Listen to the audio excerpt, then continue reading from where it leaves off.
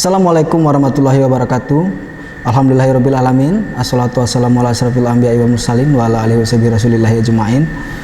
Teman-teman mahasiswa Sekolah Tinggi Ilmu Ekonomi Syariah Nadatul Ulama Stisnu Bengkulu, alhamdulillah pada hari ini kita berkesempatan kembali bertemu di dalam mata kuliah pengantar ekonomi Islam yang alhamdulillah hari ini dapat kita laksanakan dan insya Allah akan lancar sampai pada tahap akhir. Pada kesempatan kali ini kita akan melihat arsitektur ekonomi Islam atau bangun dalam ekonomi Islam. Secara umum, arsitektur ekonomi Islam itu terbagi di atas apabila kita anatomikan seperti sebuah bangunan rumah yang mana atapnya terdiri atas falah atau tujuan dari ekonomi Islam tersebut, yaitu untuk mencapai kesejahteraan dunia dan akhirat. Kemudian di dalam arsitektur ekonomi Islam itu terdapat 3 pilar utama yang menopang bangunan ekonomi Islam. Yang pertama adalah keadilan. Keadilan ini secara umum terdiri dari menghindari riba, maisir, gharar, zolim, dan hal-hal yang bersifat haram. Kemudian pilar yang kedua adalah keseimbangan. Ekonomi Islam memiliki pilar keseimbangan antara real dan finansial. Kemudian keseimbangan antara risk dan return. Kemudian ada keseimbangan bisnis dan sosial. Ada juga keseimbangan material dan spiritual. Yang terakhir adalah keseimbangan antara manfaat dan lestari. Kemudian pilar yang ketiga yang tidak kalah pentingnya adalah kemaslahatan, yang mana pilar ini terdiri atas iman ataupun takwa, kemudian regenerasi, kemudian jiwa, harta, dan akal. Atap kemudian ketiga pilar ini kemudian tidak akan menjadi sempurna apabila di dalam ekonomi Islam tidak memiliki pondasi yang kuat. Di dalam ekonomi Islam terdapat 4 pondasi yang menjadi akar dari ekonomi Islam itu sendiri. Yang pertama adalah ukhuwah, kemudian yang kedua adalah syariah, akhlak, dan akidah. Apa yang menjadi penjabaran dari hal-hal yang telah saya sampaikan tadi itu akan kita bahas pada sesi kali ini. Yang pertama yaitu adalah tujuan dari ekonomi Islam. Ekonomi Islam tentunya memiliki tujuan untuk mencapai kesuksesan yang hakiki berupa tercapainya kebahagiaan dalam segi material dan spiritual, serta tercapainya kesejahteraan di dunia dan pun di akhirat. Kemudian tujuan ini apabila kita melihat pada praktek perbankan syariah, maka selalu saja diterjunkan ataupun diimplementasikan di dalam produk-produk perbankan syariah, yang mana bahwa perbankan syariah harus memiliki produk yang bertujuan mensejahterakan kehidupan dunia dan mensejahterakan kehidupan di akhirat. Ini terbukti dengan adanya produk semisal menghindarkan hal-hal yang bersifat riba. Kemudian ada skema profit dan revenue sharing, ada profit dan loss sharing. Nah, ini tentunya hal-hal yang diimplementasikan untuk mencapai tujuan dari ekonomi Islam itu sendiri. Kemudian 3 pilar yang sangat penting di dalam ekonomi syariah, yaitu ada pilar keadilan, pilar keseimbangan, dan pilar kemaslahatan. Hal ini tercermin dari aktivitas ekonomi syariah yang menghindari hal-hal yang berbau riba, kemudian hal-hal yang berbau maisir, gharar, zolim, dan haram. Ya, adapun keseimbangan aktivitas di sektor real dan finansial, kemudian ada keseimbangan antara pengelolaan risk ataupun resiko dan return ataupun keuntungan yang diharapkan oleh para pelaku ekonomi. Kemudian ada keseimbangan antara aktivitas bisnis dan aktivitas sosial.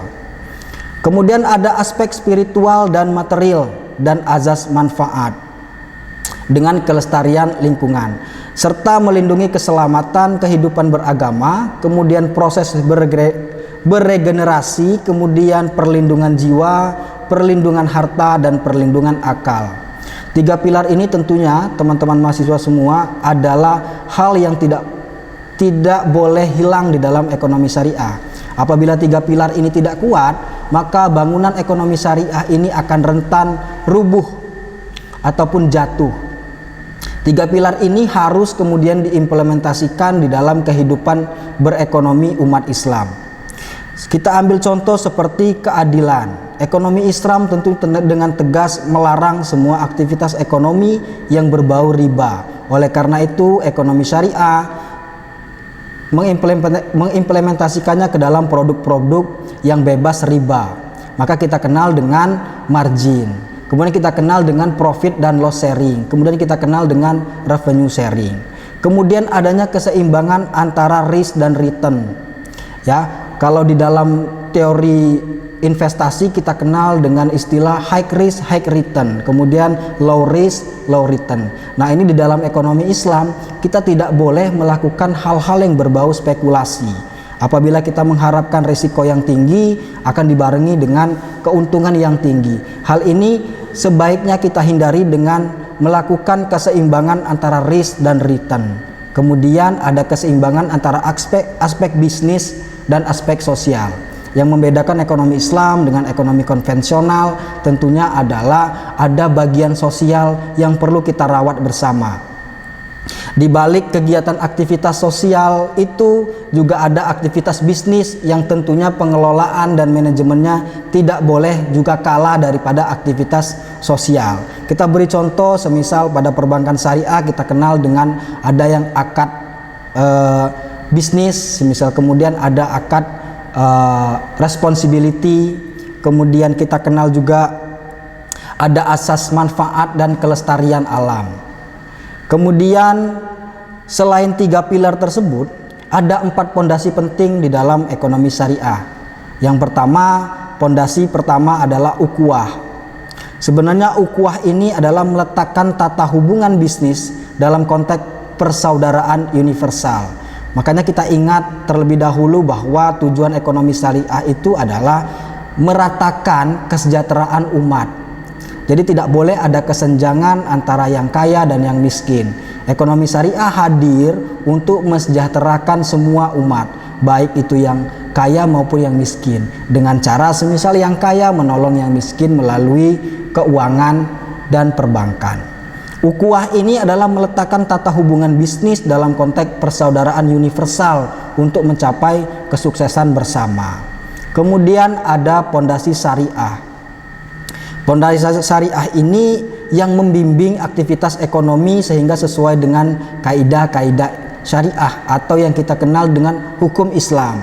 Hukum Islam seperti kita beri contoh larangan untuk menjual hal-hal yang berbau dengan haram, baik itu jenis, sumber dan sebagainya. Kemudian syariah ini diimplementasikan dalam kehidupan nyata kalau kita kenal dengan sebutan Dewan Pengawas Syariah begitu. Kemudian ada Dewan Syariah Nasional. Kemudian pondasi yang ketiga adalah pondasi akhlak. Dari kedua pondasi yang sebelumnya kita bahas, pondasi akhlak juga tidak kalah pentingnya dalam menopang bangun ruang ekonomi syariah. Akhlak merupakan sesuatu hal yang membimbing aktivitas ekonomi agar senantiasa mengedepankan moralitas sebagai cara mencapai tujuan perbankan syariah. Kemudian pondasi yang terakhir adalah pondasi akidah. Pondasi akidah inilah yang kemudian membentuk integritas, yang membentuk good governance dan market disiplin yang baik di dalam perbankan syariah. Tata ruang bangun ekonomi syariah yang terdiri dari atap sebagai tujuannya yaitu falah, kemudian terdiri atas 3 pilar dan terdiri atas 4 pondasi ini harus senantiasa dijaga oleh pelaku bisnis. Baik itu pelaku bisnis dalam keuangan maupun pelaku bisnis di dalam manufaktur semisal dan sebagainya. Kemudian ada perspektif ekonomi Islam. Perspektif ekonomi Islam ini dapat kita lihat pada level individu, kemudian ada level makro dan level mikro. Pada level individu, perspektif Islam ini terdiri atas 4 hal dasar yang selalu menopang ekonomi Islam, yaitu pertama adalah fatonah. Fatonah ini mendorong terbentuknya perilaku profesional dari pelaku ekonomi dan kompeten untuk mempertahankan kualitas dan efisiensi operasional yang tinggi. Kita tidak semena-mena menghadapkan ekonomi Islam itu hanya kepada aturan-aturan Islam saja, tetapi kita juga harus bersaing secara mutu.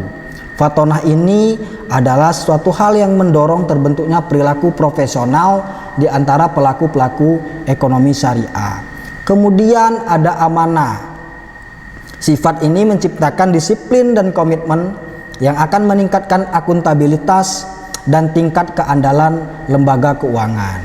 Kemudian ada sidik. Sidik ini menciptakan integritas dan konsistensi yang diharapkan dapat meningkatkan keamanan transaksi maupun keamanan keuangan yang akan berpengaruh pada tingkat kepercayaan masyarakat yang tinggi. Tentu kita tidak dapat melandaskan ekonomi Islam sebagai lembaga keuangan yang spiritual saja, tetapi kita tentu harus mengedepankan kualitas. Kualitas ini dapat kita jaga atau dapat kita bentuk dengan sifat-sifat ini. Fatona, amanah, dan sidik. Kemudian ada sifat yang terakhir yaitu tablik. Tablik ini mewujudkan perilaku transparan dan komunikatif yang secara konstruktif akan mengurangi intensitas agensi problem. Nah, tentu dalam agensi problem ini persoalan yang sangat besar di dalam ekonomi konvensional. Yang kita tahu bahwa agensi problem ini sebenarnya permasalahan kurangnya kepercayaan antara pemilik modal dan pengelola. Tetapi di dalam ekonomi Islam, apabila kita memiliki sifat tablik ini, maka insya Allah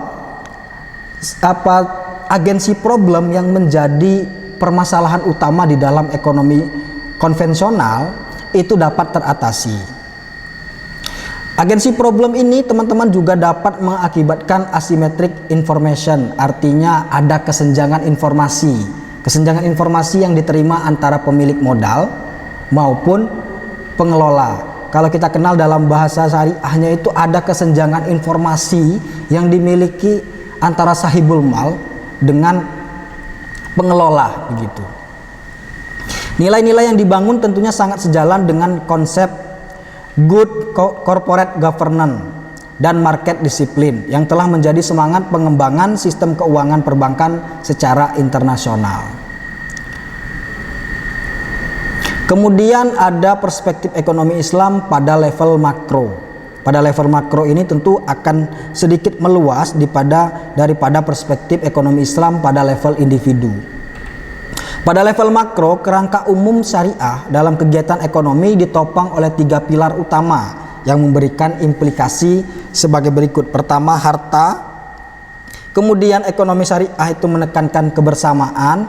Kemudian esensi pembatasan bentuk transaksi, kemudian ada orientasi kegiatan.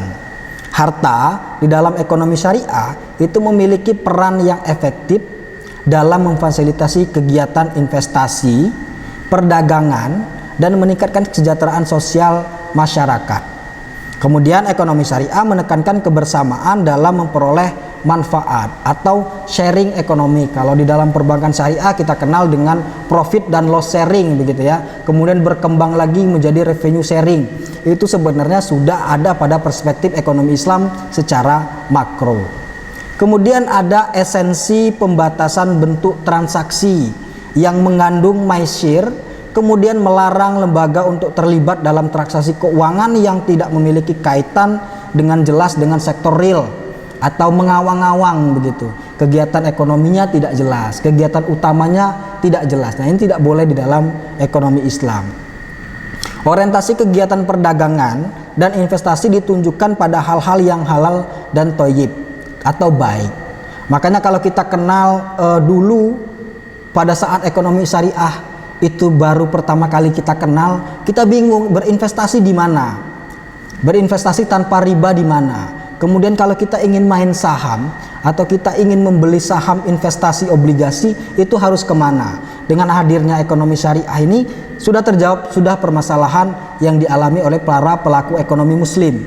Apabila kita ingin lembaga keuangan yang tidak melibatkan riba, maka sudah ada perbankan syariah. Kemudian apabila kita ingin berinvestasi tanpa adanya bunga, maka kita sudah ada pasar uang syariah sekarang, atau kita kenal dengan JII semisal, Jakarta Islamic Index. yang tentu kepercayaan dan akuntabilitasnya sudah terpenuhi semua. Seperti semisal kalau kita ingin masuk ke JII, maka perusahaan-perusahaan tersebut sebenarnya sudah mengalami proses penyaringan syariah. Proses penyaringan syariah ini tentunya akan kita bahas pada pertemuan selanjutnya. Tetapi setidaknya teman-teman sudah sedikit mendengar apa itu misalnya pasar saham syariah dan sebagainya. Kemudian ada sejumlah tantangan yang tentunya dihadapi oleh perbankan syariah. Karena kita tidak bisa memungkiri bahwa ekonomi syariah ini adalah sistem keuangan yang baru saja hadir dan baru saja dikenal dan sedang berkembang pesat, sehingga tantangan-tantangan tersebut tidak bisa kita hindari. Yang pertama adalah seberapa jauh kesadaran umat di dalam memanfaatkan ekonomi syariah dan di dalam mengembangkan ekonomi syariah. Yang kita tahu bahwa kegiatan ekonomi itu tidak berhenti pada kegiatan keuangan saja dan lembaga keuangan saja, tetapi ada kegiatan-kegiatan di luar sana yang mengharuskan kita menerapkan ekonomi Islam semisal. Kemudian ketersediaan sumber daya manusia secara kuantitas dan kualitas, pengetahuan dan manajerial, kemudian dukungan sistem yang tidak kondusif, kemudian globalisasi sebagai eufisme kapitalisme global.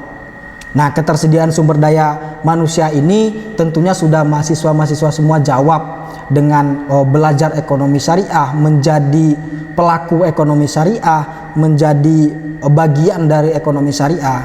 Kemudian secara pengetahuan dan manajerial, sekarang kita sudah dalam tahap pengembangan pengetahuan dan manajerial perbankan syariah. Kemudian di balik tantangan tersebut ada sejumlah tugas para ekonom Islam. Yang pertama adalah sebenarnya kita itu harus mempelajari perilaku aktual individu, kelompok maupun perusahaan, pasar, dan pemerintah. Kalau kita kenal dengan bahasa kerennya semisal economic behavior, kita harus sadar betul bahwa perilaku-perilaku ekonomi yang mana yang menjadi peluang kita dan perilaku-perilaku ekonomi mana yang menjadi tantangan kita. Kemudian menunjukkan jenis perilaku yang dibutuhkan dalam merealisasikan tujuan. Kita ingat bahwa tujuan ekonomi syariah tadi mencapai falah ataupun kesejahteraan dunia dan akhirat. Kemudian memberikan anjuran perilaku yang benar dan mendekati ideal bagi para pelaku ekonomi syariah. Mungkin itu yang dapat kita sampaikan pada hari ini. Untuk pertemuan berikutnya kita akan menyambung persoalan pandangan Islam tentang ekonomi, kemudian ada anatomi sistem ekonomi Islam. Saya harapkan bahwa semangat mahasiswa tetap terjaga. Saya akhiri kuliah untuk hari ini. Wallahul muwaffiq ila aqwamit thoriq. Wassalamualaikum warahmatullahi wabarakatuh.